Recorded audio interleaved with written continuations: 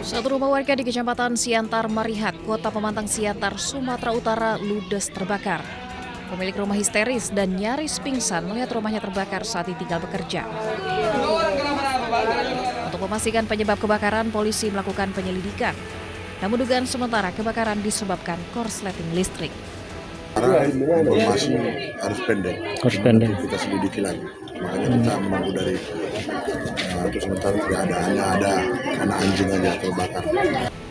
Kebakaran berhasil dipadamkan 1 jam kemudian dengan 6 unit mobil damkar Pemko Pematang Siantar. Tidak ada korban dalam peristiwa ini, namun pemilik rumah mengalami kerugian ratusan juta rupiah. Dari Pematang Siantar, Sumatera Utara, Dharma Setiawan, iNews melaporkan.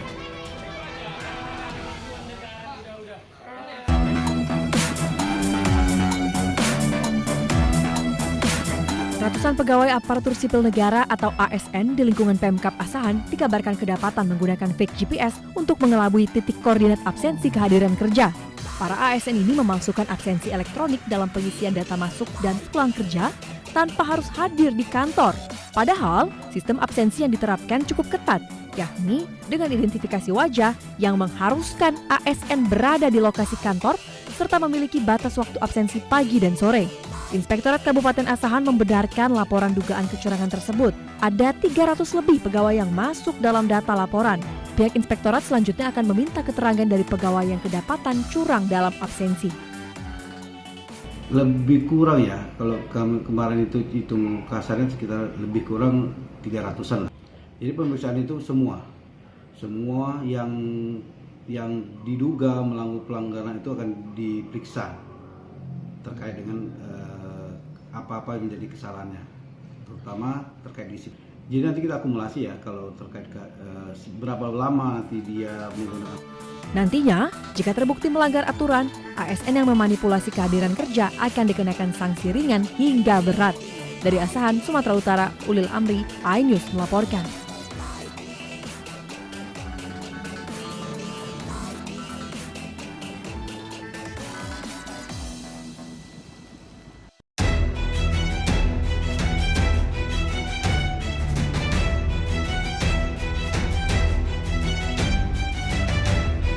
Pasca ledakan hebat di salah satu rumah mewah di komplek perumahan Grand Polonia, Sukadamai, Medan Polonia, Sumatera Utara, tim Laboratorium Forensik Polda Sumatera Utara terus melakukan proses identifikasi menyeluruh untuk mengungkap penyebab pasti ledakan.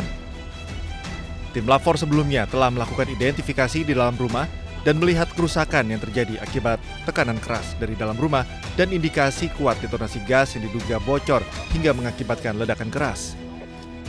Penyelidikan awal dilakukan dengan memeriksa sejumlah rekaman CCTV. Kemudian tim Lafor juga telah memeriksa kandungan gas dan sejumlah material yang ditemukan di lokasi ledakan. Tim Lafor memastikan tidak ditemukan adanya residu zat kimia lain. Pengukuran kadar konsentrasi gas juga telah dilakukan, termasuk memeriksa saluran instalasi gas dan kompor rumah tangga sesaat setelah kejadian. Hasilnya, Lafor menyebut adanya konsentrasi gas yang menjadi simpul dugaan awal penyebab ledakan. Meski sempat terdeteksi adanya konsentrasi gas tinggi, Lafor memastikan areal kompleks saat ini dinyatakan aman dihuni. Indikasi kuat bahwa yang terjadi itu adalah detonasi gas. Artinya ada di sana gas yang bocor memenuhi ruangan lalu terdetonasi. Nanti kita akan lanjutkan olah TKP untuk memastikan kebocorannya di mana dan penyebabnya seperti apa. Investigasi ini juga melibatkan tim internal perusahaan gas negara atau PGN selaku pemilik layanan jaringan instalasi gas di areal kejadian. Dari Medan, Sumatera Utara, Aminur Rashid, iNews melaporkan.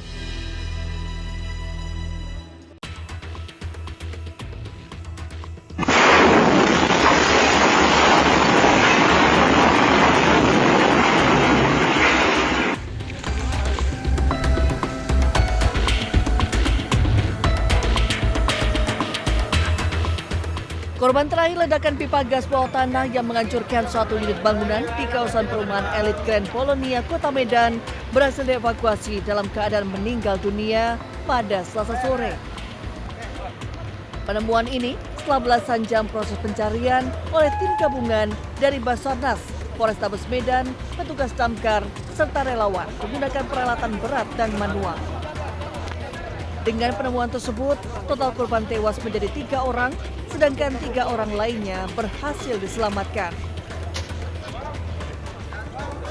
Sebelumnya pada Selasa siang, petugas berhasil menemukan 1 korban berjenis kelamin perempuan dalam kondisi meninggal dunia.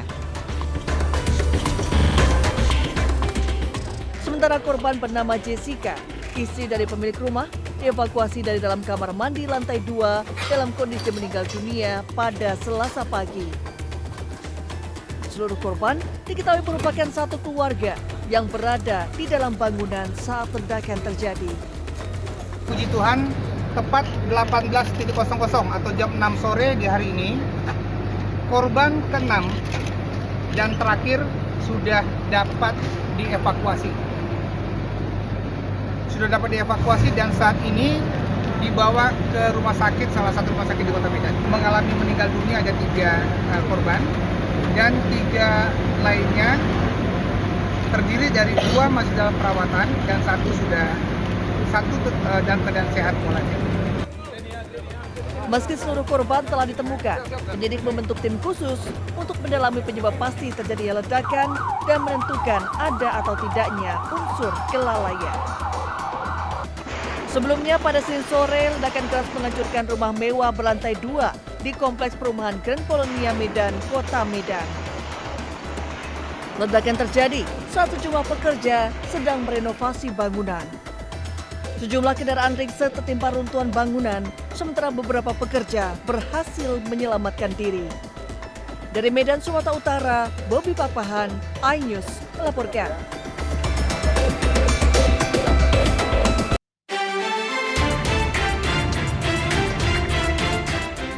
Kuasa hukum Febri Adriansyah, Hotman Paris Hutapea sesumbar jika Kapolri Jenderal Listio Sigit Prabowo tidak meminta izin kepada Presiden saat menetapkan mantan Jampitsus Febri Adriansyah sebagai tersangka.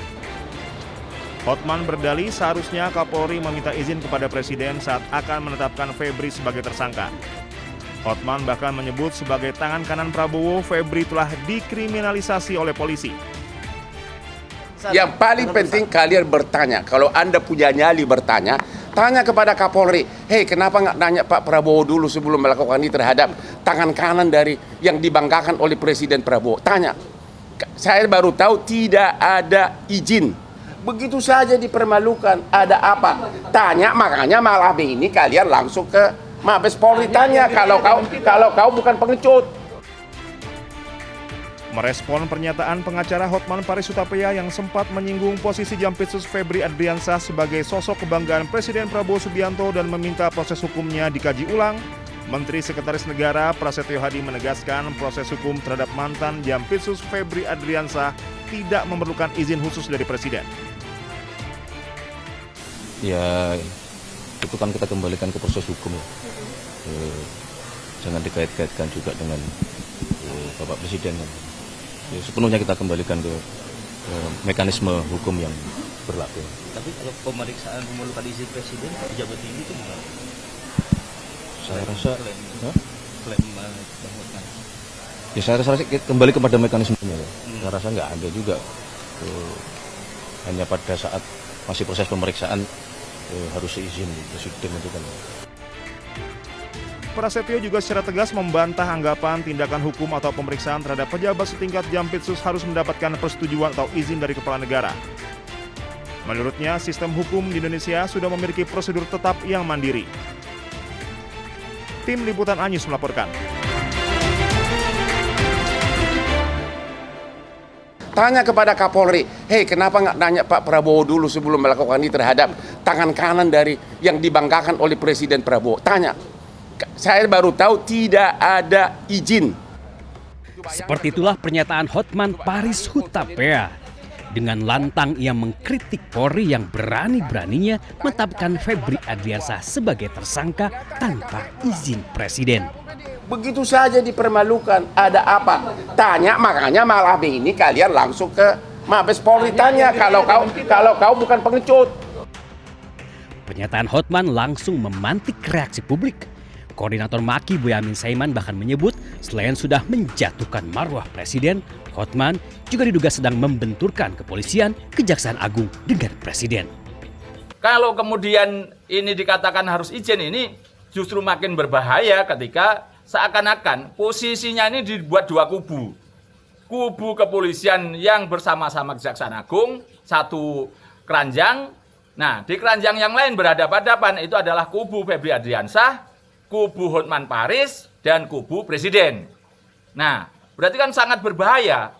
Artinya apa? Pak Hotman Paris mencoba membenturkan, menghadap-hadapkan proses hukum yang ada di kepolisian dan kejaksaan dengan Presiden. Seakan-akan bahwa Presiden itu membela Febri Adriansah. Pendapat lain disampaikan Yudi Purnomo. Ex-penyidik KPK itu menduga Hotman sengaja membawa nama Presiden sebagai strategi untuk menghadapi pemeriksaan penyidik Kejagung. Membawa-bawa nama Presiden adalah strategi ya dari pihak Pak FA melalui pengacaranya, karena tentu mereka sudah melihat bagaimana para penyidik kejaksaan mempunyai banyak alat bukti, barang bukti yang kemudian ditanyakan kepada tersangka. Pernyataan kontroversi sang pengacara kondang itu tiba juga di istana. Dengan tegas istana menyebut proses hukum Febri Adriansah tidak memerlukan izin khusus dari Presiden. Ya itu kan kita kembalikan ke proses hukum ya. Jangan dikait-kaitkan juga dengan Bapak Presiden. Ex-Jampisus Febri Adriansah tersandung 3 mega korupsi sekaligus, yakni piutang di PT Krakatau Steel, pemerasan saksi dan tersangka di PT Asabri hingga manipulasi pengadaan batubara di PT PLN. Bersama rekannya Don Rito, Febri telah ditetapkan sebagai tersangka, namun hingga kini belum juga ditahan oleh penyidik Kejagung. Tim Liputan Ainus melaporkan. Untuk penyalahgunaan pra-peradilan. Menimbang bahwa berdasarkan seluruh uraian pertimbangan di atas, maka permohonan pra-peradilan pemohon sudah tidak relevan lagi, sehingga sudah sepatutnya dinyatakan ditolak untuk seluruhnya.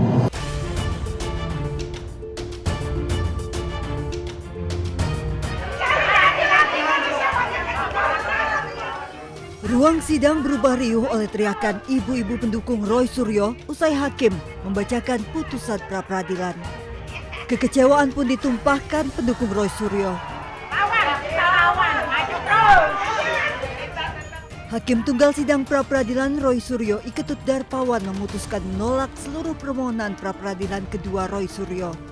Hakim menilai Roy Suryo sengaja memecah satu persatu dan menyalahgunakan pra-peradilan dengan tujuan menunda pokok perkara. Dengan demikian penetapan status tersangka Roy Suryo sah. Hakim Tunggal Iketut Darpawan menilai putusan pra-peradilan sebelumnya yang mengabulkan sebagian gugatan terkait penangkapan, penggeledahan dan penahanan tidak mempengaruhi pokok perkara. Nah, bagi saya menyerahkan sepenuhnya. Langkah selanjutnya pada para kuasa hukum saya. Mas Refli, Mas Abdul Ghafur Sangaji, Bu Soraya, Mas Tristan, kemudian Pak Yasena dan lain sebagainya. Ya, saya menyerahkan sepenuhnya. Apakah kemudian mau lanjut dengan pra-peradilan yang keempat? Karena apa? Karena pra-peradilan yang ketiga sudah kami daftarkan. Permohonan kliennya ditolak, kuasa hukum Roy Suryo Refli Harun menyatakan siap masuk ke pokok perkara. Kita hormati putusan ini dan tentu kalau ditanyakan pada Mas Roy, apakah Mas Roy siap untuk pokok perkara? At any time kita siap. Ya, ini adalah the lawyer's way untuk mencari jalan agar kemudian Mas Roy ringan, ya, kemudian ringan langkahnya ketika harus berhadapan dengan pokok perkara. Roy Suryo juga sudah mendaftarkan gugatan pra-peradilan ketiganya yang meminta ganti rugi dan rehabilitasi ke Polda Metro Jaya atas penangkapan, penahanan, serta penggeledahan yang dinyatakan tidak sah dalam penanganan kasus dugaan fitnah ijazah Jokowi. Sidang pra-peradilan ketiga rencananya digelar pada 28 Juli. Tak berhenti, Roy Suryo berniat mengajukan gugatan pra-peradilan keempat. Dari Jakarta, Tim Liputan iNews melaporkan.